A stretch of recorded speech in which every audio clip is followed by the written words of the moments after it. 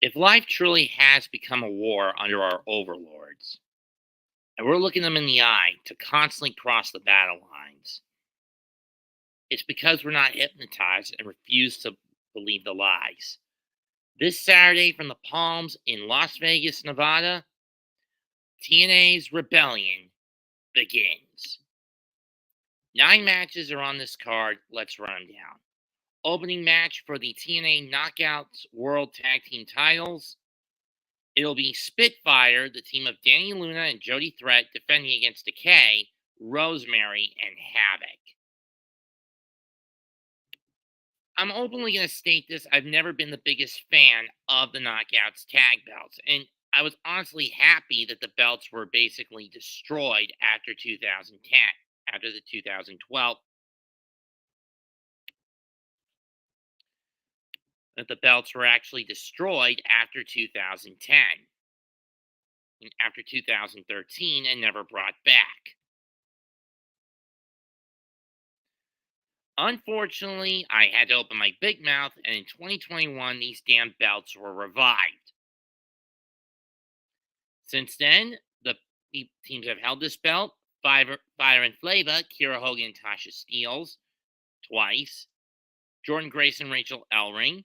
Decay on 2 occasions. MK Ultra. Killer Kelly Masaslamovich, twice. The Death Dolls, Jessica Havok, Rosemary, and Taya Valkyrie, twice. Freebird Rule.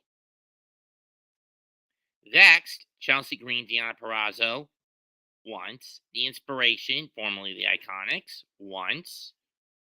The Influence, Madison Reigns, Neil Dashwood, once. The Coven, Killing King and Taylor Wilde, once. And now to the current champs, Spitfire.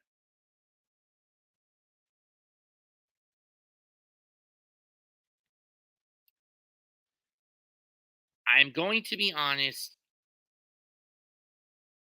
as you've already heard me list off, I've never been a fan of these. Wasby, I've never cared for Mr. Bean. Scram. This is a wrestling prognostication show, not a cartoon talk show. Jackass.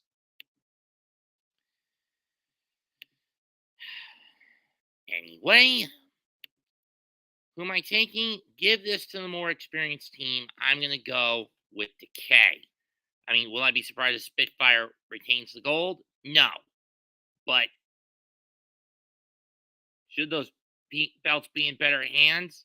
Yes. The only problem is this devalues the belt despite bouncing them around like hot potatoes. Something that's been a common problem with a lot of tag titles, no matter where I go, no matter which promotion I sit through nowadays. Anyway, Leon Slater and the ABC, Ace Austin and Chris Bay, team up against the Rascalz. Trey, Miguel, Zachary Wentz, and the young goat, Myron Reed. Myron hasn't been in TNA for too long, and he's only there as a stopgap for Desmond Xavier. But that said, I'm giving this to the Rascalz. You're really going to see what the young goat can do when he's let out of the pen, so to speak. And those are the pre-show matches. The rest of this card will be determined by however the bookers decide to set it up. I personally prefer to set this up not the way Wikipedia sets it up, but by order of significance in terms of matches when you look at their plot threads. So in my case, we're going to start off with Rich Swann going up against, I really hate doing this tune. I mean, as annoyingly catchy as this little fuck tune is,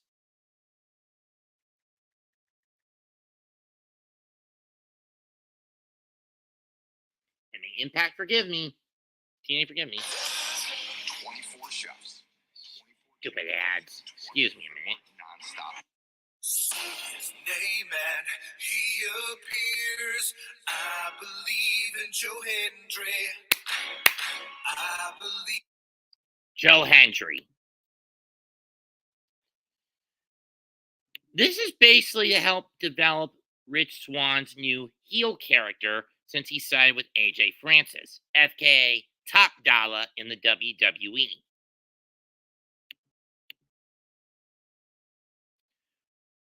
Former University of Maryland,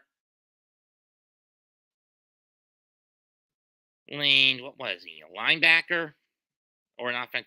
Oh, nose tackle who played for a couple of years who played with the former Redskins, now redubbed the Commanders, who bounced around on teams like the Miami Dolphins, where he wasn't drafted, where he went undrafted before signing and then getting a second stint.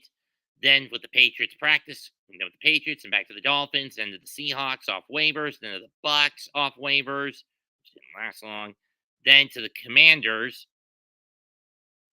and then to the Giants before he got cut for the rest of the year.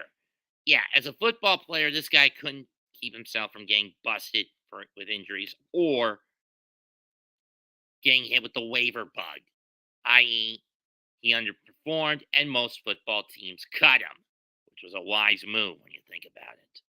So he switched to wrestling, formed Hit Row in the WWE, short-lived act. He's now on his own in MLW and TNA. That said, you're going to help if you want to help develop Swann's character as a heel, something he's not really used to, as far as I know. Swann's got to be given the bone here. I'm taking Rich Swann to win this match.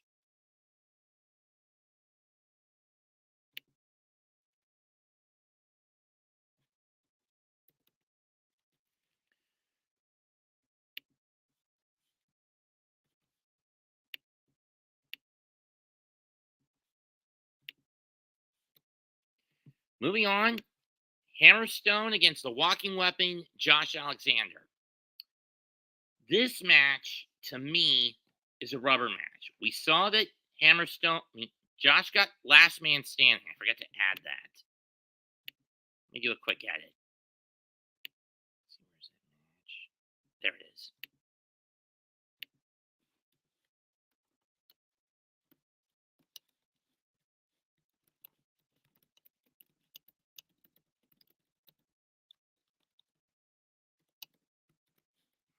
In a last man standing match, you beat up your opponent to the point he can't answer a 10 count to win this match. Anyway, Josh got the win, got the dupe over the W over Alexander at Hard to Kill. Then at Sacrifice, Hammerstone got the win, winning the rematch. Now this is a rubber match, last man standing. For the past few weeks, Hammer has been going around with Alexander's headgear and treating it like a hunting trophy. Josh wants his dignity back. He's going to have to bludgeon Hammer to the point where he can't get up before a 10 count. I'm going to give this to the walking weapon. I mean, some would say it'd be more logical to give it to Hammer because you want to continue Alexander's downward spiral since last March, where he was forced to vacate the Impact in the world title. But I think Josh has suffered enough. Next up, Full Metal Mayhem, Eric Young versus Frankie Kazarian. Honestly, this match didn't need to be Full Metal Mayhem, and from what I understand, this is the second match in what should be a trilogy.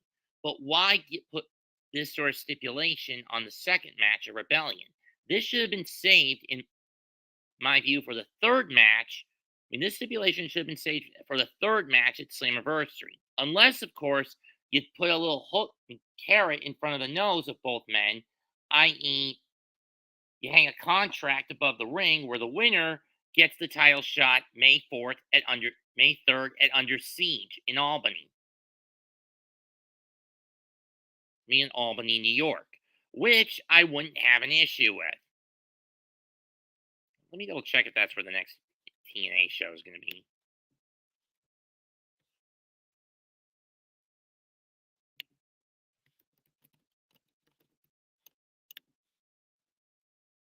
Yes, it is. The Washington Avenue National Guard Armory in Albany, New York.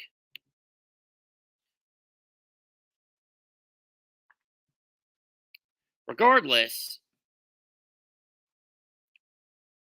unless you put that kind of carrot in front of the noses of both Frankie and Eric, there's no point in making this a Full Metal Mayhem match, in my view.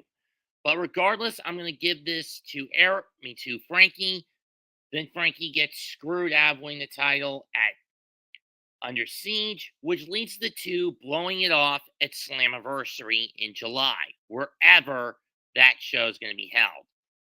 Logical outcome would be that show gets held in either the Nashville Fairgrounds and Municipal Auditorium in Nashville, Tennessee, or they hold it somewhere else, like the Bomb Factory in Dallas, St. Clair College in Windsor, Ontario, the Forum area they usually do in Toronto,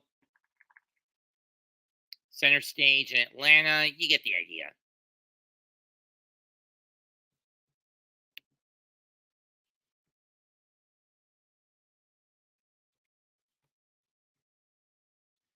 Now let's get to the meat and potatoes of this card, the title matches. Starting with Mustafa Ali defending the X Division title against Jake Something. For those wondering why the heck is Jake Something getting a title shot when he's for the X Division title, a belt that's mostly known for cruiserweights, when he's 262 pounds, here's the thing. When the X Division was built in 2002, the slogan was, "It's not about weight limits. It's about no limits." This wasn't meant to be a cruiserweight title. Its original concept was that's an open weight championship.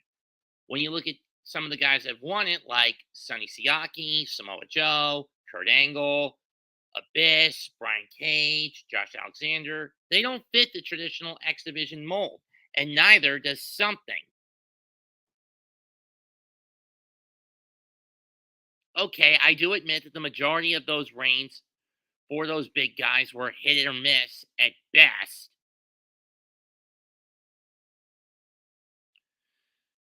But who comes out on top here? I think, honestly, I'm going to give this to Ali. There's going to be some shortcut he's going to take, and he's going to beat Something. Jake is not ready for singles title gold just yet.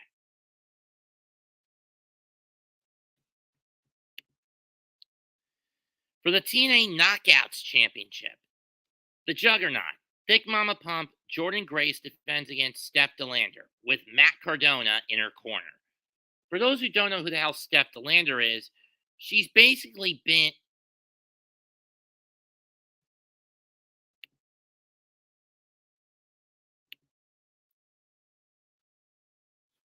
a wrestler who's been busting it up on the indie scenes since leaving NXT a couple of years back.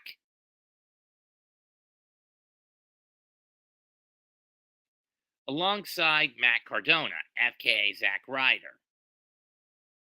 Mostly because even with Matt Cardona's wife, Chelsea Green, now working in the WWE, he's not interested in coming back when you consider how much of a killing Matt has made on the indies.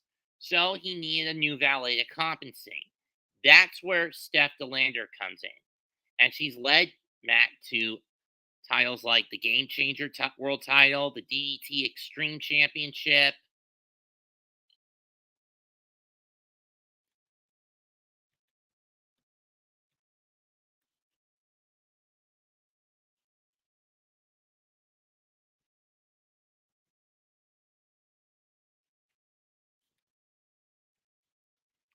And a few others.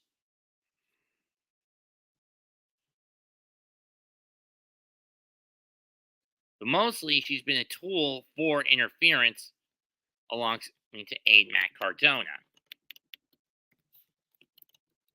during his indie run.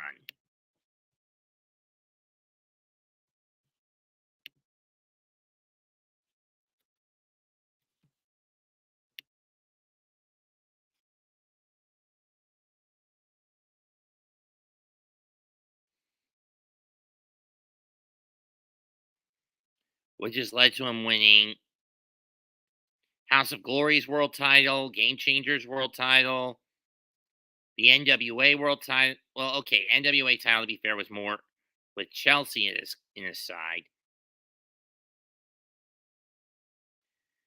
The aforementioned, was the DDT Universal Championship, which is nothing like the WWE Universal title. My bad. Do I think it's time for Cardona to return the favor to his current valet? I say yes. I am going to give this to Steph DeLander. As much as I like Jordynne, she's regulated herself to that gatekeeper of the knockouts division status. The woman you know that can hold on to the title, you can give a short-term burst of the title to, but if you give her the belt too often, it's going to get redundant.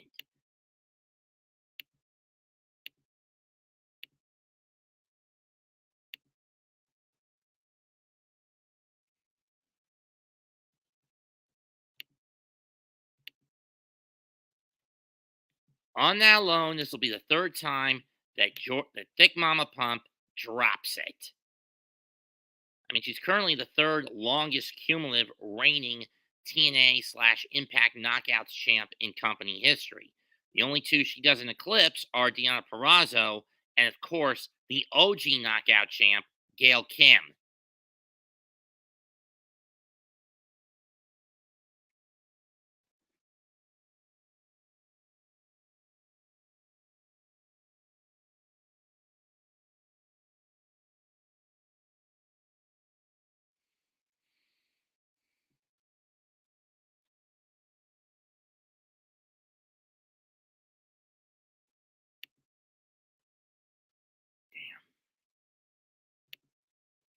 Next up, for the TNA World Tag Team titles, The System. Eddie Edwards and Brian Myers with Alisha Edwards defend the gold against Speedball Mountain, Speedball Mike Bailey, and Trent Seven. I'm going to be blunt. Mike, Emile, Mon Ami, do me a favor. Bring Veda to this one on Saturday. You're going to need someone to counter Eddie's wife. And who better to do it than your own wife, my friend? I mean, it's true, Mike. I haven't been on your Twitch streams for the better part of almost a month now, but there's a reason for it. I've gotten a job recently. I mean, a new part-time job recently, and unfortunately, most of, if not all, my work hours fall during the time frame your show is on Twitch. Hence, I can't be there when you're on stream.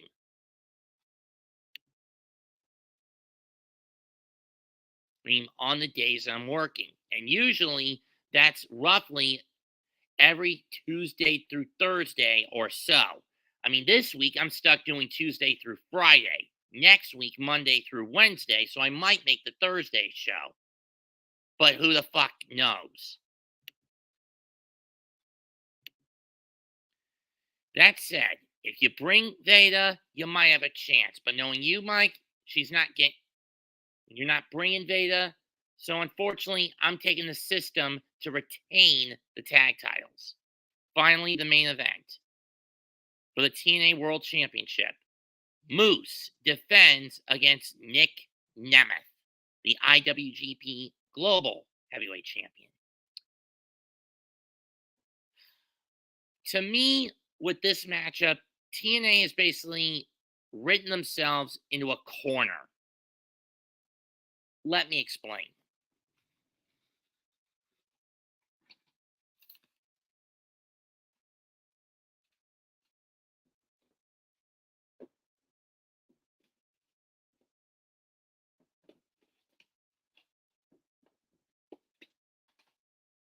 Let's turn the clocks back to November 13th, 2005. Eddie Guerrero had passed away from a heart attack earlier that morning. That same day that was going down, TNA was hosting their Genesis event. That same night, Christian Cage made the jump from the WWE to TNA and announced his intentions that sooner or later he'd be going after the NWA World Heavyweight title. Keep in mind, these events happened when TNA was using the NWA championships.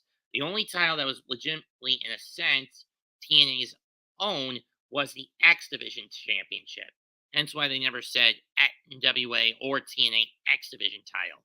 They wouldn't get away with that until until the NWA deal was terminated in May of 2007.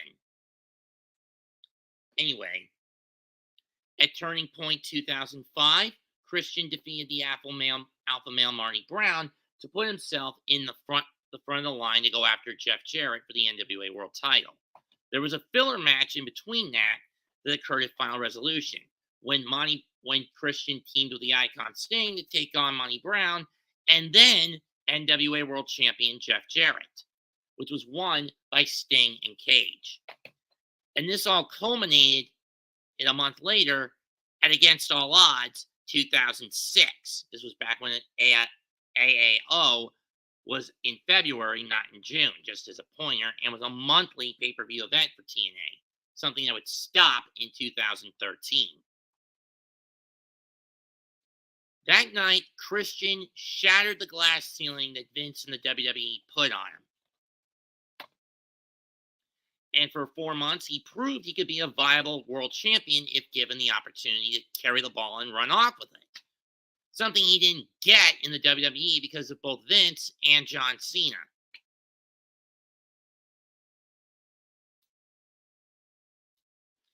This is a similar situation for Nick Nemeth. In 2022, he was cut by the WWE. He went MIA from most nationally known televised wrestling companies until appearing at New Japan's Wrestle Kingdom 18 alongside his brother Ryan to watch the IWGP Global Title match, Triple Threat. A week or so later, he shows up at Hard to Kill and announces he's signed with TNA. A month after that, he wins the IWGP Global Title off David Finlay in Sapporo, waiting for when he can get that crack to defend the gold against Hiroshi Tanahashi, which is coming on May 3rd at Dontaku, I might want to point out, in Fukuoka. Finally, and now, here he is going after the TNA World Heavyweight Championship. The question with this match is, do you pull the trigger on letting Nick shatter the glass ceiling that was imposed on him for almost 2 decades of his wrestling career by Vince and the WWE by sticking him with stupid characters, with stupid gimmicks and characters? Do you go through with it? Do you pull the trigger here? I mean, it took Christian 4 months to win the NWA World Title. Can Nick do it in 3 with the TNA one? I honestly am not sure. This is a match where it's kind of where the pick is a roll of the dice. On the one hand, you want to establish Moose as that dominant sleazeball heel who will use his goon squad, the system, to stack the deck against his opposition. But on the other hand, you want to see Nick shatter the glass ceiling and become the top dog and hold on to it for more than a month without injuries and other contrivances getting in the way. So my pick will be the most wanted man, Nick Nemeth, walking in as challenger, but walking out TNA World Champion. Moose, you're about to enter the danger zone, buddy.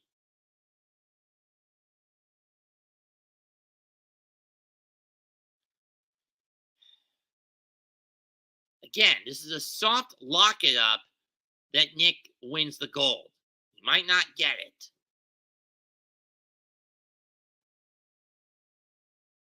But I'd be pretty happy if he did. For him if he did. That's it for this episode of my solo prognostications. Leave a comment, smash the like, sub to the channel. This is Mets228 signing out. Goodbye, and good fucking night.